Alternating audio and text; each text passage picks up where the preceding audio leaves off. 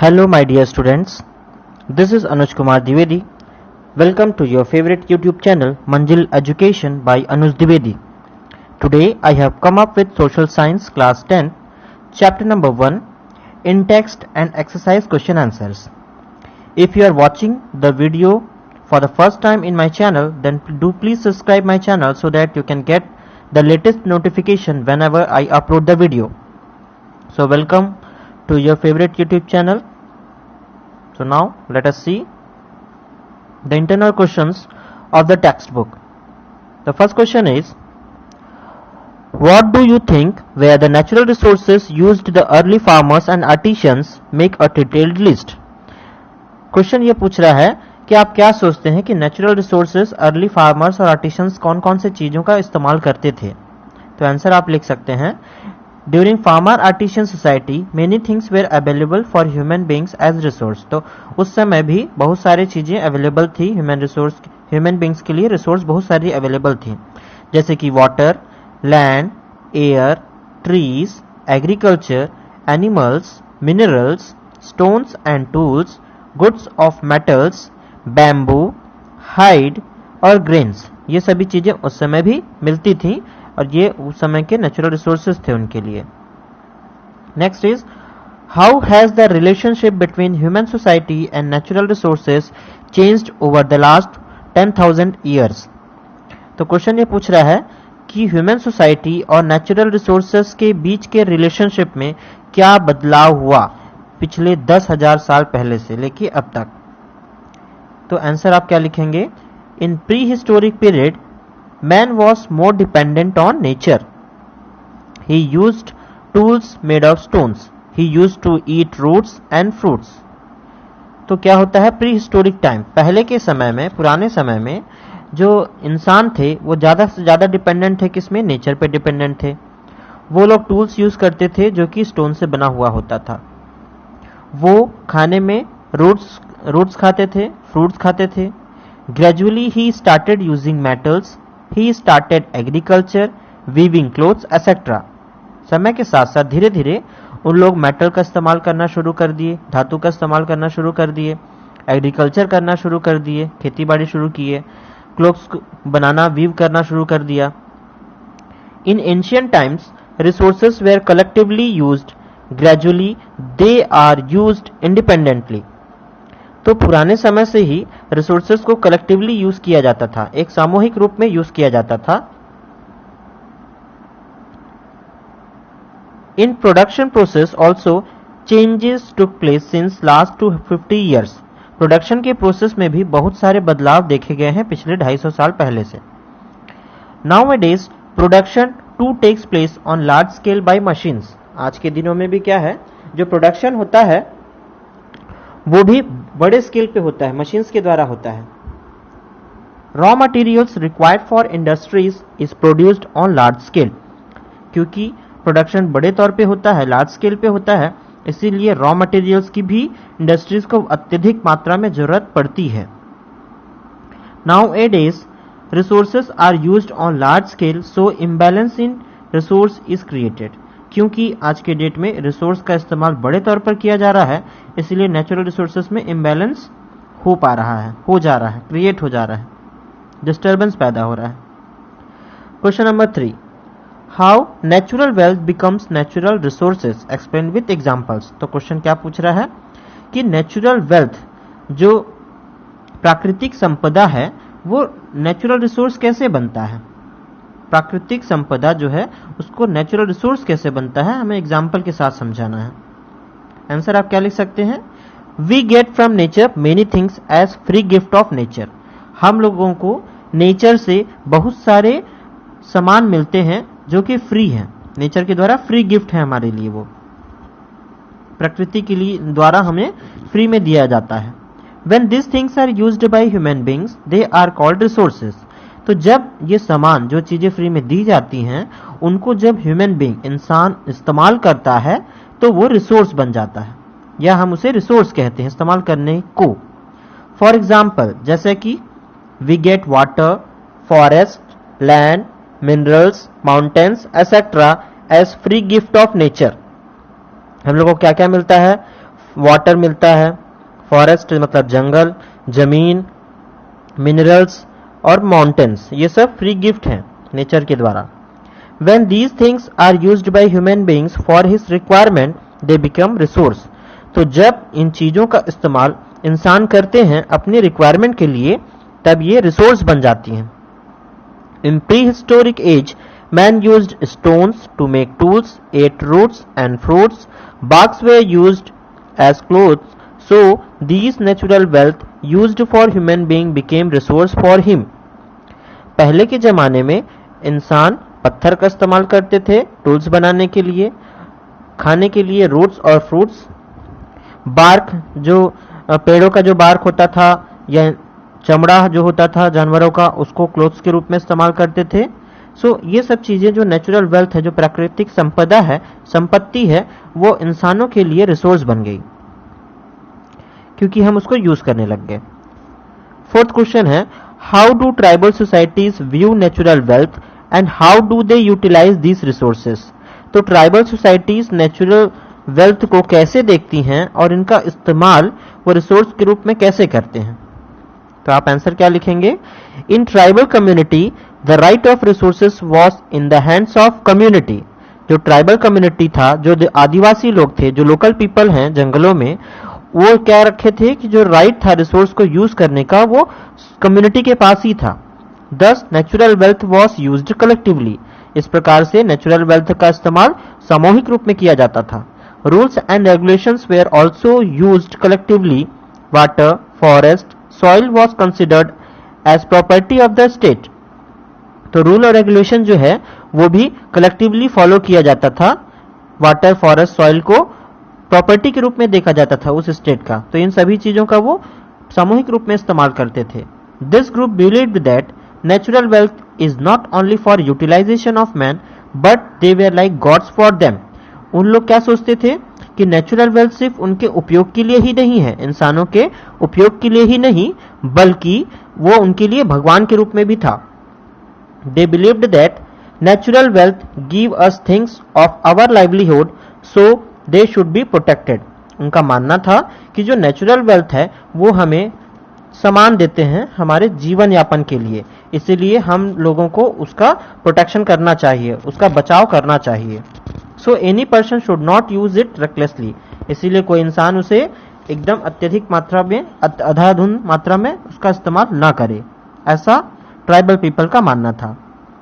Now question number 5, how does the industrial society view natural wealth? Does it use these resources in the same way that tribal societies do?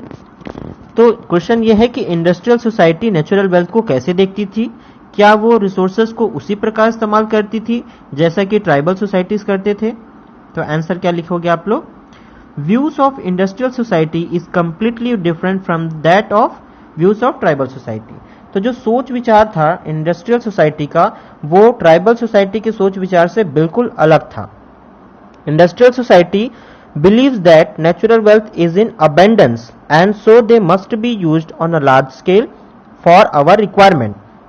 Industrial society क्या थी? ये सोचती थी कि natural wealth अत्यधिक मात्रा में मौजूद है, तो इसीलिए उसको वो लार्ज स्केल में, बड़े तौर पर इस्तेमाल करना चाहती थी। When they are used, they become resource. जब उसको वो इस्तेमाल करती तो वो उनके लिए रिसोर्स होता। If utilise them development will take place. उनका मानना था कि जब हम उसका इस्तेमाल करेंगे तो उससे डेवलपमेंट होगा। It will increase our standard of living, और उससे क्या होगा, हमारा रहने का तरीके का स्टैंडर्ड बढ़ेगा। Thus industrial society consider these natural wealth as consumption goods and so they want to cut the forest and use land for growing agriculture and industry. तो वो नेचुरल वेल्थ को इंडस्ट्रियल सोसाइटी कंजम्पशन के रूप में देखा करती थी, इस्तेमाल करने की चीज के रूप में देखा करती थी, इसीलिए वो जंगलों को काटना चाहती थी जिससे कि वो लैंड को एग्रीकल्चर और इंडस्ट्री के लिए उपयोग कर सके। They want to make dams on rivers, और उन लोग रिवर के ऊपर डैम्स बनाना चाहते थे। But we should keep in mind that natural wealth does not be used recklessly. और हमें ये ध्यान में रखना जरूरी है कि नेचुरल वेल्थ जो है उसको यूज अत्यधिक मात्रा में नहीं करना चाहिए। Now question number 6, what are the different approaches to using natural resource today, हमारा कैसे कैसे हम अभी इस्तेमाल करते हैं नेचुरल रिसोर्सेज को, वो हमारा कैसा नजरिया है, कैसा अप्रोच है, ये बताना है। तो आप आंसर में क्या लिखेंगे, today due to industrialization utilization of natural wealth is increased, आज इंडस्ट्रियलाइजेशन के कारण जो नेचुरल रिसोर्स का यूटिलाइजेशन है, जो उपयोग है, वो बढ़ गया है। Nowadays man believes that over utilization of resource had an adverse effect on life of human beings.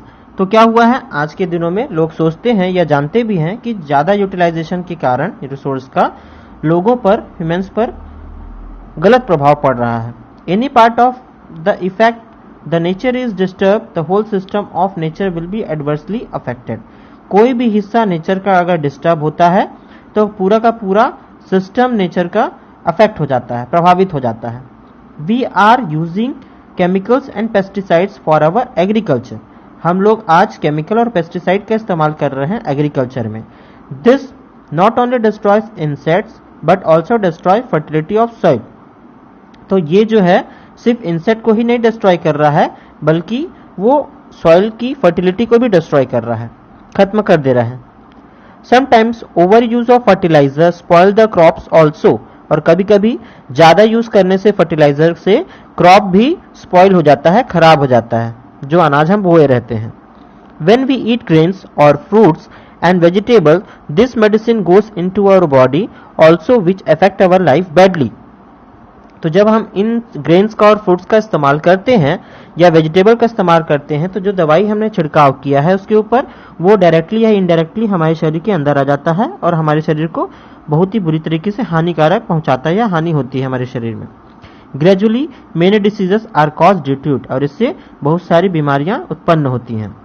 In industries the chemicals comes out and mixes with water, industries में क्या होता है कि केमिकल्स बाहर आते हैं और पानी के साथ मिल जाते हैं। दिस कॉसेस वाटर पॉल्यूशन, और इससे वाटर पॉल्यूशन होता है। Chemical used in agriculture also mixes with water and cause water pollution, chemical जो हम एग्रीकल्चर में इस्तेमाल करते हैं वो भी पानी के साथ मिक्स हो जाता है और वाटर पॉल्यूशन करता है, वाटर पॉल्यूशन होता है।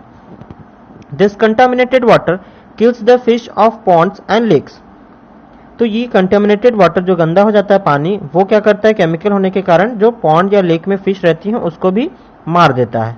By drinking this water by other animals also cause harmful disease to them, और इस केमिकल युक्त पानी के इस्तेमाल से एनिमल्स जो इसका इस्तेमाल करते हैं उन लोग को भी काफी हार्मफुल डिसीज हो जाता है। Due to over cutting of forest environment is polluted, ज्यादा मात्रा में फॉरेस्ट को क्लियर करने के कारण एनवायरमेंट भी पॉल्यूट हो रहा है। Air pollution is also cause due to over industrialization, और ज्यादा से ज्यादा फैक्ट्री बढ़ने के कारण एयर पॉल्यूशन भी बढ़ता चला जा रहा है। So nowadays man has to use this wealth carefully, इसीलिए आज के दिनों में नेचुरल रिसोर्सेज का इस्तेमाल बड़े ध्यानपूर्वक करना जरूरी है। 7th question, which of the following would you categorize as a natural resource, नीचे दिए गए जो सामान है या चीज है उसको हमें नेचुरल रिसोर्स है कि नहीं है ये बताना है, और उसका कारण भी बताना है कि क्यों नहीं है।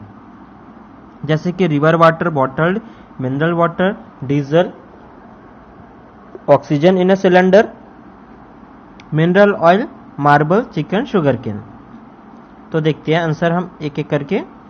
तो रिवर वाटर तो नेचुरल रिसोर्स है, क्योंकि because man has not made any change in it, क्योंकि इसमें उसने कोई बदलाव नहीं किया है। वाटर इन बॉटल, तो वो नेचुरल रिसोर्स नहीं है, it is not a natural resource because man has made mineral water and kept it in bottle, तो पानी तो खुद ही नेचुरली प्रेजेंट है, बस क्या हुआ है कि वो जो है मिनरल वाटर को इंसान ने बनाया और उसे बॉटल में फिट किया, उसको रख दिया। Third is diesel it is a natural resource because it is not made by man, तो डीजल जो है नेचुरल रिसोर्स है क्योंकि इंसान का उसमें कोई हाथ नहीं है। Oxygen filled cylinder, it is not a natural resource because man fills it, ये नेचुरल रिसोर्स नहीं है क्योंकि इसमें इंसान का हाथ है, इंसान फिल करता है उसको सिलेंडर में, ऑक्सीजन को सिलेंडर में फिट करता है, फिल करता है। Fifth is mineral oil, it is a natural resource because we get it in natural way from the rocks, ये एक नेचुरल रिसोर्स है क्योंकि ये हम नेचुरल वे में नेचुरल तरीके से पत्थर से पाते हैं। नेक्स्ट है marble, it is a natural resource because they are naturally formed rocks, ये नेचुरल रिसोर्स है क्योंकि ये नेचुरली बनता है, रॉक्स है ये। कॉक, it is a natural resource because we get it natural way, man does not make it, तो इसे भी हम नहीं बनाते हैं, ये नेचुरल तरीके से ही मिलता है हमको। लास्ट है sugar cane, it is a natural resource because it is produced in nature in a natural way, क्योंकि ये नेचर में ऑलरेडी उत्पन्न होता है, इसलिए हमारा उसमें कोई हाथ नहीं है, इसलिए वो नेचुरल रिसोर्स है। Question number 8, if we want to use the wood from forest, how can we ensure that our extraction rate matches the natural renewable cycle. अगर हमें वुड का इस्तेमाल करना है फॉरेस्ट से, तो हम ये कैसे एंश्योर करेंगे कि जो एक्सट्रैक्शन रेट है जो हम निकालेंगे वो नेचुरल रिन्यूएबल साइकिल से मैच करे। तो आंसर क्या लिखेंगे, if we want to use the forest wood we will to make the following steps to match it renewable cycle. तो हमें निम्नलिखित चीजें करनी होंगी उसको मैच करने के लिए। पहला है, we should use only those wood which are dry and lying down, हमें ऐसे लकड़ी का इस्तेमाल करना चाहिए जो सूखी हुई है और जो गिर गई है जमीन पर। If we are cutting trees we should cut only those trees which are very old and dying, अगर हमें पेड़ काटना भी है तो हमें ऐसे पेड़ों को काटना चाहिए जो कि बहुत ज्यादा पुराना है और बहुत ज्यादा सूख गया है। Third is, we should keep in mind that if cut the trees more number of trees should be planted, अगर हम पेड़ काट भी रहे हैं किसी वजह से तो हमें उससे अत्यधिक मात्रा में डबल या ट्रिपल हमें पेड़ लगाना चाहिए। While collecting wood we should keep in mind that forest should not be destroyed, जब हम वुड कलेक्ट कर रहे हैं तो हमें अपना दिमाग में ये रखना है कि हम फॉरेस्ट को डिस्ट्रॉय ना करें। Question number 9, how does the renewable cycle of water work, how we should use underground water. तो रिन्यूएबल साइकिल जो वाटर का है वो कैसे काम करता है और हमें कैसा इस्तेमाल करना चाहिए अंडरग्राउंड वाटर को। तो आंसर आप क्या लिखेंगे, water of sea evaporates and goes up, it condenses in the form of clouds and comes on the earth in form of precipitation। तो जो पानी रहता है सी में वो भाप बनकर ऊपर चला जाता है और कंडेंस होने के बाद क्लाउड्स के रूप में फॉर्म हो जाता है, और उसके बाद वो जैसे ही कंडेंस होता है क्लाउड्स वो पृथ्वी में पानी के रूप में वापस आ जाता है। Some water goes inside and collect underground, तो क्या होता है कुछ वाटर जो है वो जमीन के नीचे चला जाता है। Other water flows on the ground and through rivers it meet sea, और जो एक्सेस में जो पानी होता है वो ग्राउंड में बहते हुए सीधा नदियों में जाता है और अंत में वो समुद्र में जाकर मिल जाता है। Thus this water cycle continues goes on and water is renewed। इस प्रकार से वाटर साइकिल कंटिन्यूसली चलता रहता है और पानी रिन्यू होते जाता है अंडरग्राउंड में, नीचे में जो हमारी जमीन के पोर से नीचे जाता है। We should plant more and more trees so that more rainfall will take place, हमें ज्यादा से ज्यादा पेड़ लगाना चाहिए जिससे कि ज्यादा पानी गिरे। This will increase the water level, और इससे हमारा पानी का जो वाटर लेवल है वो बढ़ेगा। We should use underground water carefully, we should teach children also that water should be not wasted. तो हम लोगों को अंडरग्राउंड वाटर का इस्तेमाल केयरफुली करना चाहिए और बच्चों को ये भी सिखाना चाहिए कि वाटर का हम वेस्ट ना करें, वाटर को वेस्ट बिल्कुल ना करें, जितना उपयोग में है उतना ही इस्तेमाल करें जितनी जरूरत पड़े। Question number 10, how do fish renew themselves in pond, fish अपने आप को कैसे रिन्यू करती है पॉन्ड में। How should we harvest fish, और हम फिश को कैसे हार्वेस्ट करें। तो fish make natural habitats in pond where they lay eggs after breeding and baby fish is hatched from its egg, thus novation of fish keeps on happening in the pond. तो fish क्या है, natural habitat है pond, जहां वो अपने अंडे देती है ब्रीडिंग के बाद और बेबी फिश हैच होता है उस एग से। इस प्रकार से फिश का रिन्यूअल होते रहता है, ठीक है। While using fishes of pond, we should keep in mind that pond should never get dried up। जब हम फिश का इस्तेमाल करते हैं किसी तालाब में तो हमें यह दिमाग में रखना जरूरी है कि पॉन्ड का पानी जो है सूखे ना। And rate in which new fishes develop we should use them in some quantity. तो हमें जो जितना नए फिश आ रहे हैं उतनी ही क्वांटिटी में हमें यूज करना चाहिए। We should never catch all the fishes of pond और new fishes should be pod. हमें पूरे के पूरे फिश को इस्तेमाल नहीं करना चाहिए। इन रिटर्न हम क्या कर सकते हैं, कुछ न्यू फिशेस को भी हम अलग से डाल सकते हैं जिससे कि उनका रिन्यूअल प्रोसेस कम ना हो। Question number 11, how do chemical fertilizers and pesticides affect the natural renewable process in soil? तो केमिकल फर्टिलाइजर और पेस्टिसाइड से नेचुरल रिन्यूएबल प्रोसेस सॉइल में कैसे होता है, कैसे इफेक्ट करता है? तो आप क्या आंसर लिखेंगे? Renewable of soil is done in a natural way. तो जो रिन्यूएबल होता है सॉइल का वो तो नेचुरली होता है। When leaves of trees, insects etcetera mixes with the soil, humus is formed in the soil. तो जब पेड़ों की पत्तियां, इंसेक्ट्स और भी बहुत सारी चीजें जब सॉइल के साथ मिक्स होती हैं तो ह्यूमस फॉर्म होता है सॉइल में। This retain the fertility of soil. और ह्यूमस के कारण उसकी उपजाऊपन या उसकी फर्टिलिटी बनी रहती है सॉइल की। Apart from it there are some small organisms which increases soil productivity. इसके अलावा कुछ छोटे छोटे ऑर्गेनिजम्स भी होते हैं जो कि सॉइल की प्रोडक्टिविटी को इंक्रीज करते हैं। Due to use of chemical fertilizers the artificial fertility is produced but it is not really useful. कुछ केमिकल फर्टिलाइजर के इस्तेमाल से आर्टिफिशियल फर्टिलिटी बढ़ती है लेकिन ये रियली यूजफुल नहीं है। By pesticides the insects are killed but they kill small waves also which are useful for maintaining the natural fertility of the soil. तो पेस्टिसाइड्स तो इंसेक्ट को मारने के लिए होती ही है लेकिन वो क्या करता है, छोटे छोटे माइक्रो ऑर्गेनिजम्स को भी मार देता है जो कि नेचुरल तरीके से सॉइल की फर्टिलिटी बढ़ाते हैं। When fertility of the soil is damaged, land will become barren. और अगर फर्टिलिटी सॉइल की खत्म हो जाती है तो जमीन क्या है, बैरन हो जाएगा, उपजाऊपन उसमें खत्म हो जाएगा, उसको उपयोग नहीं कर पाएंगे एग्रीकल्चर के लिए। Now question number 12, find out how and where is solar energy used in our country. पता करना है कि कैसे और कहां सोलार एनर्जी का इस्तेमाल हमारे देश में होता है। In our country solar energy is used in industries, factories and in houses. Solar energy can be used to produce electricity in cells. तो हमारी कंट्री में सोलार एनर्जी का इस्तेमाल इंडस्ट्रीज में, फैक्ट्रीज में और घरों में किया जाता है। सोलार एनर्जी को हम लोग इलेक्ट्रिसिटी प्रोडक्शन के लिए यूज करते हैं सेल्स के द्वारा। Areas with high sunlight is suitable for preparing solar energy. तो ऐसे जगह जहां पर सनलाइट अत्यधिक मात्रा में अवेलेबल है वहां हम सोलार एनर्जी को प्रिपेयर कर सकते हैं। Solar energy is used in solar cooker, solar dryer, solar heater and many others. तो सोलार एनर्जी का इस्तेमाल हम solar cooker, solar dryer, solar heater और सोलार पंप, आजकल तो बहुत सारी चीजों में हम इस्तेमाल कर रहे हैं। It is very useful in information technology. और ये इंफॉर्मेशन आईटी इंडस्ट्री के लिए भी काफी यूजफुल है। इन इंडिया में solar energy is produced in Rajasthan, Gujarat, Madhya Pradesh. 3 राज्यों में सोलार एनर्जी का प्रोडक्शन होता है। Question number 13, do we need to depend on coal to generate electricity? What are the alternatives to coal based electricity? तो क्या हमें कोयले के ऊपर ज्यादा डिपेंडेंट रहना चाहिए इलेक्ट्रिसिटी जनरेट करने के लिए?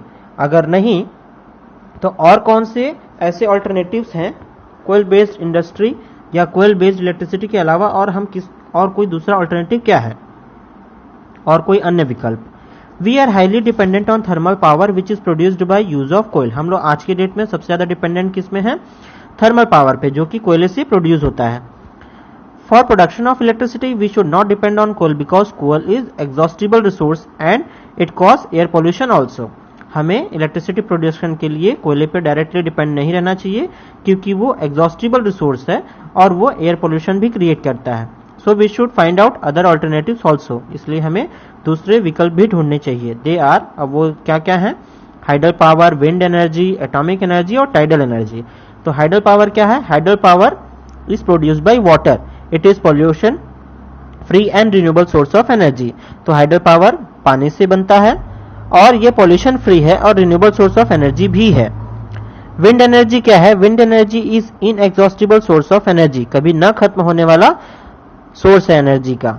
For producing wind energy wind mills are used in open places. इसको प्रोड्यूस करने के लिए क्या करते हैं हम? विंड मिल का इस्तेमाल करते हैं ओपन जगहों पर। This wind mills are connected to generators. और ये विंड मिल्स किससे कनेक्टेड होते हैं? जनरेटर से। थर्ड है हमारा atomic energy. Atomic energy is produced bye uranium, thorium. It is renewable source of energy. तो एटॉमिक एनर्जी जो है वो यूरेनियम और थोरियम के द्वारा प्रोड्यूस होता है और ये रिन्यूएबल सोर्स ऑफ एनर्जी है। टाइडल एनर्जी क्या है? It is modern method of preparing energy. Tidal energy भी एक नया तरीका है एनर्जी प्रिपेयर करने का। Question number 14, apart from metals which things are recycled? Metals के अलावा और ऐसे कौन कौन सी चीजें हैं जिसका हम रिसाइकलिंग कर सकते हैं? तो apart from metals many other things can be recycled. तो मेटल्स के अलावा हम बहुत सारी चीजों का रिसाइकल कर सकते हैं। फॉर एग्जाम्पल, जैसे कि paper can be recycled, it means once the paper is used it does not get exhausted and can be used again for making new paper. तो वो जो पेपर हम इस्तेमाल करते हैं उसे हम रिसाइकल कर सकते हैं। एक बार अगर हम इस्तेमाल कर दिया तो इसका मतलब नहीं कि वो खत्म हो जा रहा है, हम उसको दोबारा नया पेपर बनाने के लिए इस्तेमाल कर सकते हैं। Plastic can also be recycle, plastic का भी हम रिसाइकलिंग कर सकते हैं। If you throw plastic on the ground it pollutes environment और क्रॉप्स कैन बी रिसाइकल्ड। अगर हम प्लास्टिक को डायरेक्टली ग्राउंड में फेंक देंगे तो वो एनवायरमेंट को पोल्यूट करेगा। साथ ही साथ जितने भी क्रॉप्स हैं उसको भी हम लोग रिसाइकल कर सकते हैं। Question number 15, Why is it important to maintain a balance between exploitation and recharge of groundwater? तो ये इंपॉर्टेंट क्यों है बैलेंस मेंटेन करना? एक्सप्लॉयटेशन मतलब जो खत्म हो रहा है, जो हम अत्यधिक मात्रा में यूज कर रहे हैं ग्राउंड वाटर को, और उसके रिचार्ज को या रिफिलिंग को, दोनों में बैलेंस होना जरूरी क्यों है? It is essential to balance between consumption of water and refilling.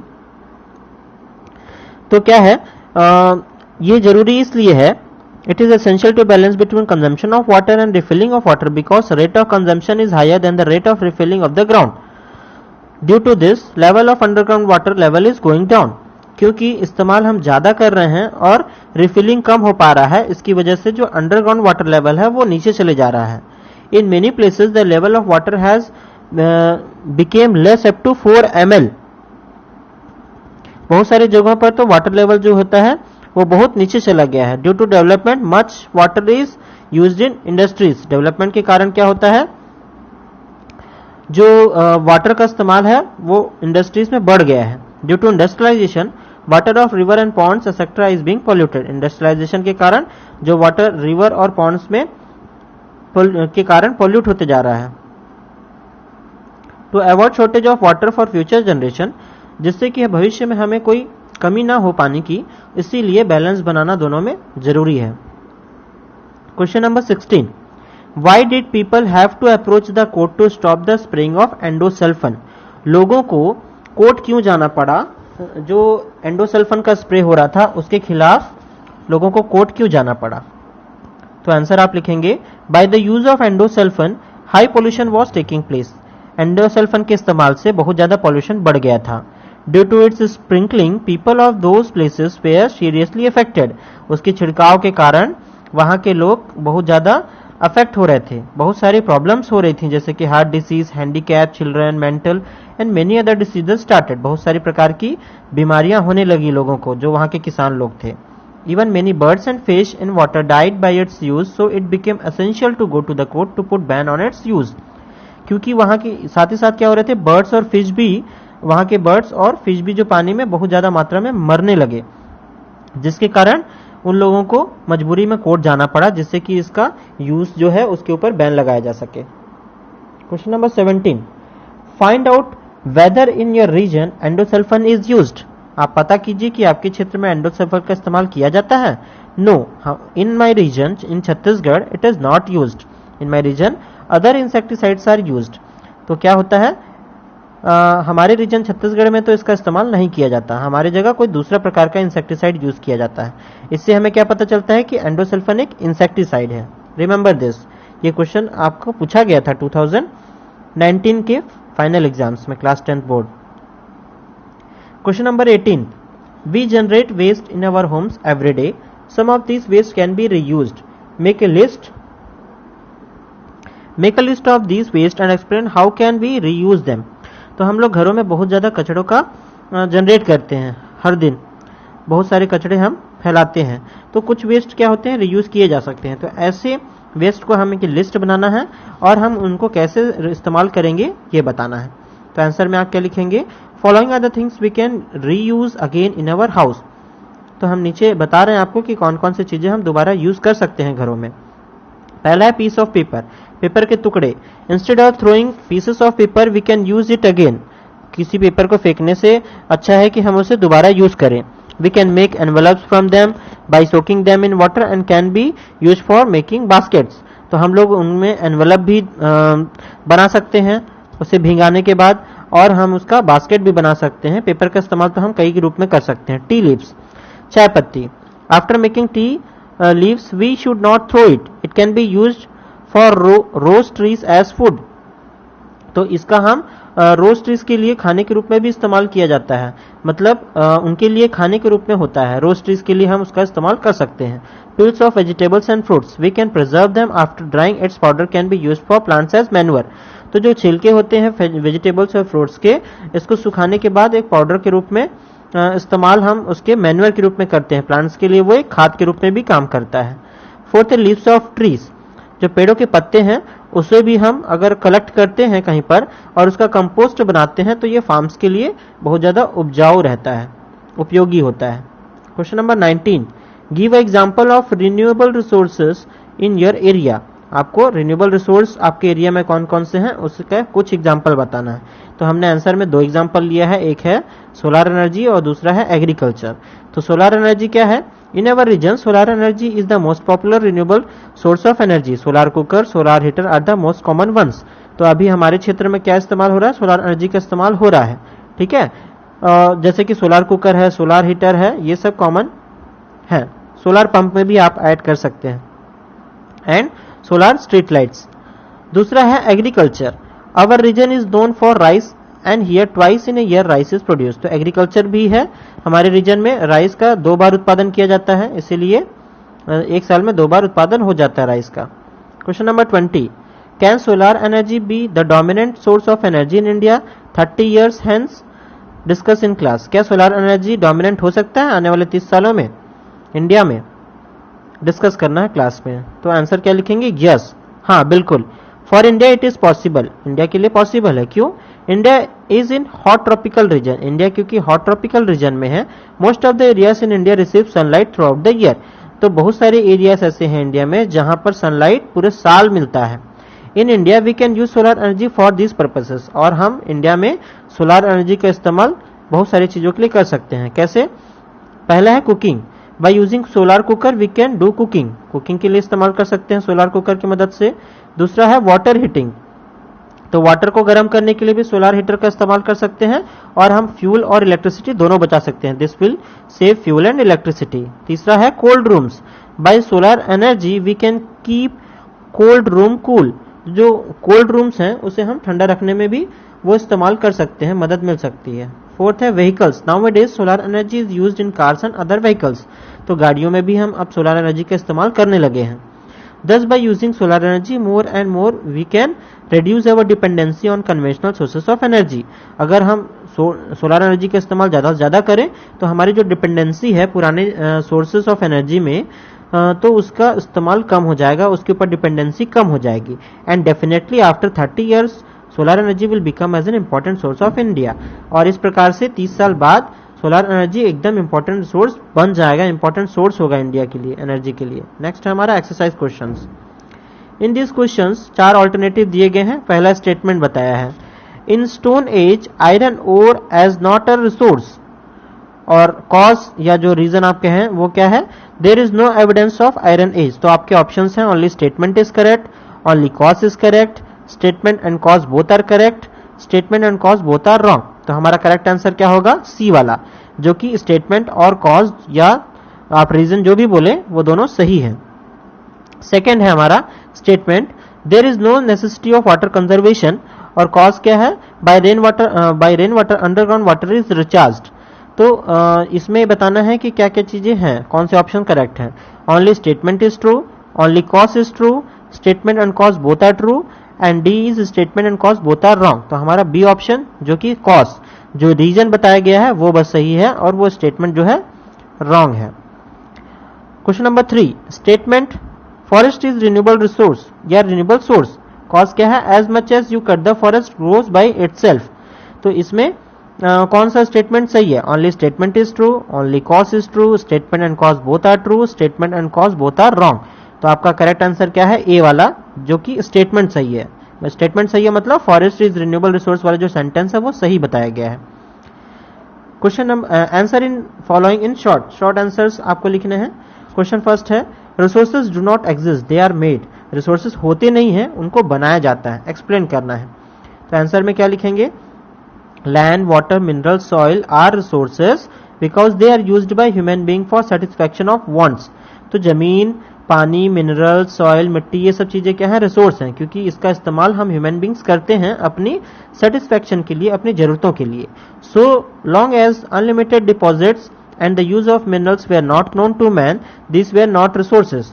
तो जब तक ये अनलिमिटेड डिपॉजिट्स था लेकिन इंसानों को ये नहीं पता था कि इसका इस्तेमाल कैसे करना है, तब तक ये रिसोर्स नहीं था. Thus, nothing exists by itself as resource. तो इससे क्या समझ आता है कि कोई भी चीज रिसोर्स के रूप में एग्जिस्ट नहीं करती, बट इट बिकम सो, लेकिन वो बन जाता है on the basis of its use. जब उसका कोई उपयोग करता है तो वो रिसोर्स बन जाता है. Man was knowing the use of iron, it was not resource for him, but as soon as man started using it, iron became resource for him. जब तक इंसान ये जान रहे थे कि आयरन का इस्तेमाल कैसे करना है, तब तक वो रिसोर्स नहीं था. लेकिन जैसे ही उसको हमने स्टार्ट कर दिया यूज करना, मतलब जानना से रिसोर्स नहीं बनेगा. जब तक हम इस्तेमाल नहीं करेंगे तब तक वो कोई भी चीजें रिसोर्स नहीं बनेंगी. Thus, resource are those which are useful knowledge about the utilization and available in sufficient quantity. तो रिसोर्स क्या होता है? वो चीजें होती हैं जो हमारे लिए यूजफुल हैं, नॉलेजेबल हैं और उपयोग करने लायक हैं और अत्यधिक मात्रा में मौजूद हैं. दैट इज वाई सेड, इसीलिए कहा जाता है कि रिसोर्सेज एग्जिस्ट नहीं करती अपने आप, लेकिन उसे बनाना पड़ता है. Second question is, what are the differences between renewable and non renewable sources. हमारा सेकंड क्वेश्चन क्या है? What are the differences between renewable and non renewable sources. Renewable और नॉन रिन्यूएबल रिसोर्स के बारे में डिफरेंस बताना है. तो रिन्यूएबल रिसोर्सेज में आप क्या क्या लिख सकते हैं आंसर में? Renewable resources are those resources which are used again and are capable of regeneration. तो रिन्यूएबल रिसोर्स को ऐसे रिसोर्स कहा जाता है जिसे हम दोबारा यूज कर सकते हैं और वो दोबारा पैदा हो सकता है. एग्जाम्पल क्या है रिन्यूएबल रिसोर्सेज का? Vegetation, animals, etcetera. They are obtained continuously year after year. They do not get exhausted after its use. तो ये क्या है? कंटिन्यूसली बनते जाता है साल दर साल और ये खत्म नहीं होता उसके इस्तेमाल से. Non renewable resources. तो नॉन रिन्यूएबल रिसोर्सेज क्या होते हैं? Non renewable resources are those resources which are once consumed can be consumed, can not be consumed again. एक बार आपने कंज्यूम कर लिया तो दोबारा हम उसे कंज्यूम नहीं कर सकते. कोयल, natural oil, petroleum etcetera are the examples of non renewable resources. तो क्या क्या एग्जाम्पल है? कोयल, नेचुरल ऑयल और petroleum. They are exhausted after some years. तो कुछ साल बाद क्या हो जाते हैं? ये खत्म हो जाते हैं. Question number 3, why is it important to manage resources. Resource को मैनेज करना इंपॉर्टेंट क्यों है? Human life depends on proper use of resources. Mineral, water, land all are limited but they are very useful for man. Human life depend है किसके ऊपर? Resources के ऊपर, proper use करने के ऊपर. मिनरल है, वाटर है, लैंड है, ये सभी लिमिटेड है, लेकिन ये सब चीजें इंसानों के लिए बहुत ज्यादा यूजफुल है. They are limited in quantity, और इनका जो क्वांटिटी है वो लिमिटेड है. So they should be used systematically, क्योंकि इसकी मात्रा फिक्स्ड है, इसीलिए इसका इस्तेमाल सिस्टमेटिकली करना चाहिए. Human development depends on proper use of resources. तो ह्यूमन डेवलपमेंट भी किसके ऊपर डिपेंडेंट है? रिसोर्सेज के प्रॉपर तरीके से इस्तेमाल करने से. If resources are used without thinking, they will be exhausted very soon. Nothing will be left for future generation. अगर रिसोर्स का इस्तेमाल हम सोच विचार कर नहीं करेंगे, अच्छे से नहीं करेंगे, तो ये खत्म हो जाएगा और आने वाले समय फ्यूचर जनरेशन के लिए बिल्कुल भी नहीं बचेगा. By resource management, not only the resources will be used systematically, but their conservation will also be done. तो रिसोर्स मैनेजमेंट से क्या होगा? रिसोर्स को सिस्टमेटिकली ही यूज करना ही नहीं बल्कि उसका बचाव भी होगा, रिसोर्स का बचाव भी होगा उससे. Question number 4, what sources depend on water resource. ऐसे कौन कौन से रिसोर्स है जो कि वाटर रिसोर्स पर डिपेंडेंट है? तो आंसर क्या है? Many resources are dependent on water resource. ऐसे बहुत सारे रिसोर्स हैं जो कि वाटर रिसोर्स पर डिपेंडेंट हैं. Example, forest, land, animal, birds, human beings, ये सभी डिपेंडेंट हैं. Forest and trees are dependent on water. Animals and birds are dependent on forest and trees. Agriculture depend on water. Human beings also depend on water. तो इतने बहुत सारे चीजें हैं. हम एग्रीकल्चर, बर्ड्स, सभी एनिमल्स, लिविंग, नॉन लिविंग, सभी लोग डायरेक्टली या इनडायरेक्टली पानी से जुड़े हुए हैं, एक स्रोत है. नेक्स्ट है मैचिंग. हमारा एक साइड में क्या दिया है? कोयल, आयरन ओर, एनिमल्स और एयर, और दूसरी तरफ है cyclic renewable, renewable, continuous renewable और नॉन रिन्यूएबल. तो हमारा जो करेक्ट आंसर क्या होगा? डी वाला होगा। 1 का डी मतलब कोयल का आंसर क्या होगा? Non renewable resource. Second, iron ore का करेक्ट आंसर है साइक्लिक रिन्यूएबल। थर्ड, एनिमल का आंसर करेक्ट जो होगा वो है रिन्यूएबल। और फोर्थ, एयर का क्या होगा? Continuous renewable. Other important questions हम देख लेते हैं जो आपके चैप्टर में है। ये चैप्टर अगर आप इतना वीडियो को पूरा कंप्लीट देखते हैं तो आप लोगों को बिल्कुल बहुत सारे क्वेश्चंस मिल चुके हैं और इससे ज्यादा मुझे नहीं लगता कि कोई क्वेश्चन और बोर्ड में पूछे जा सकेंगे।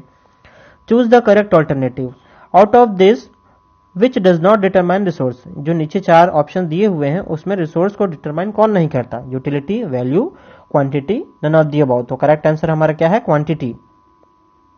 Out of it which resource is man made.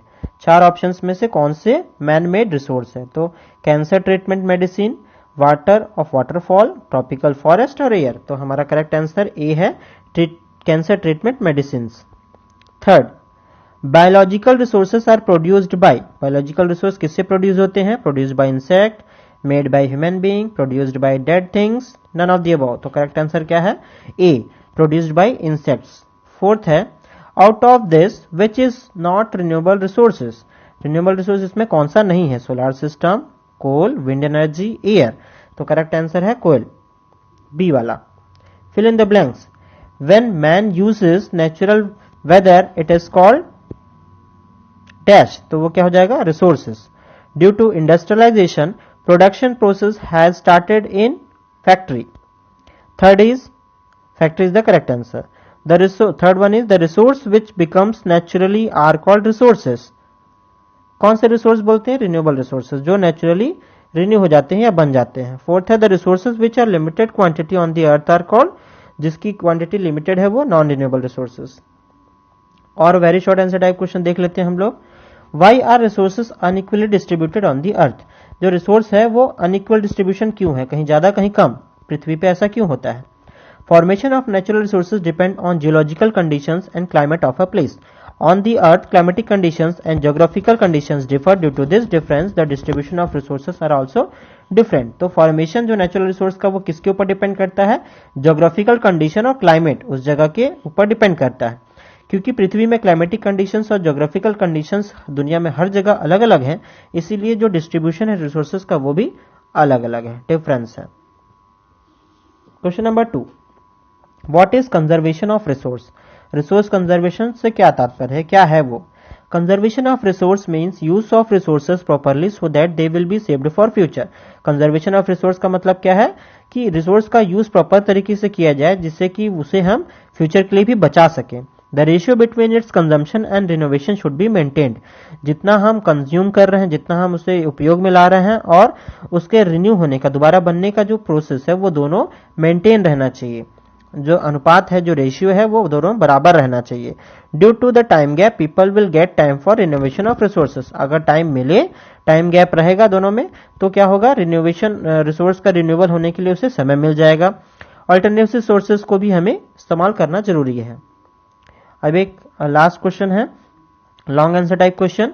Explain the main measures of resource management.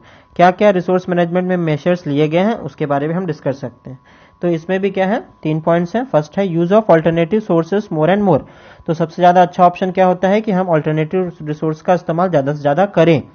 The resource which cause pollution should be avoided and in place of them alternative resources should be used. तो जो resource है जो pollution cause करते हैं उसे तो बिल्कुल इस्तेमाल नहीं करना चाहिए, उसकी जगह पर हमें अन्य स्रोत, अन्य रिसोर्सेज का उपयोग करना चाहिए, कोई अन्य विकल्प का इस्तेमाल करना चाहिए। As far as possible coal should be avoided. जितना ज्यादा हो सके कोयले का इस्तेमाल हमें नहीं करना चाहिए। For long time purpose more and more solar and wind energy should be used. लंबे समय के लिए हमें किसका ज्यादा इस्तेमाल करना चाहिए? सोलर और विंड एनर्जी का इस्तेमाल करना चाहिए। सेकेंड है हमारा रिनोवेशन ऑफ रिसोर्सेज, रिसोर्स का renovation. For renovation of resources many rules and criteria are made related to environment, this rules could be followed.